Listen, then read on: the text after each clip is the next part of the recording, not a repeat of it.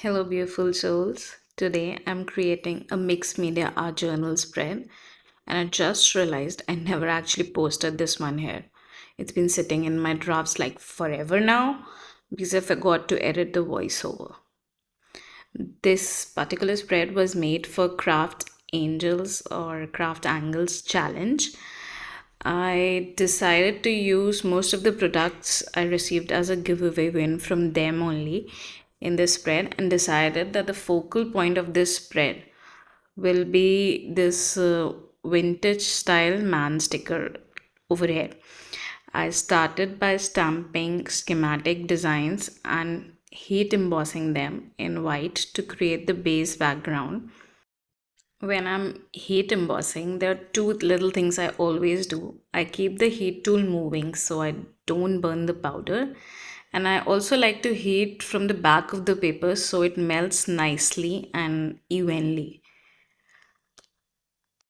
Then I inked over the background with a light brown ink to give it a warm, aged feel. One of the reason this spread is special to me is because I tried a new to me technique in this one, applying art wax through a stencil. The wax acts as a resist, making those areas non-porous. So when I added dark brown ink later, the stencil design stayed lighter and created this really cool reverse stenciling effect. I was like, yay! Basically, I was just thrilled to finally figure out how it works. You know that moment when you look at a piece and think, okay, I recognize the stenciling, but how did they get that reverse effect? Well, this was my answer. I always get excited when I figure out a new technique. What about you? Let me know in the comments, okay? Now, to build on that depth, I later added more stenciling directly with ink just to break up the background and add those extra layers that guide the eye across the page. And added some word stamps for extra visual interest too. They are my favorite, like I use them everywhere. Since I had a masculine architect theme in mind, I incorporated design elements like gears, measurement tape, and die cut film strips. These kinds of elements that reminded me of that masculine architect kind of a feel. I love how the gears instantly add that industrial mechanical feel.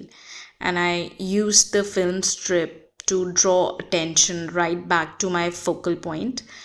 Layering these elements over the stenciled background really helped tying everything together. The layered stenciling, die cuts, stickers, and collage elements, everything blended seamlessly into one cohesive look, and I really liked it. This spread came together in a way that really satisfied my love for layered textures and thematic storytelling, and it's still one of my favorites. If you enjoyed watching this process, feel free to like, comment, or subscribe. It really helps me keep sharing more art with you. Okay, I was admiring the background there. What was I saying? Yeah. Also, if you have anything in particular in mind that you want me to make videos on, let me know. I will definitely try and make something or create something on it in my future videos.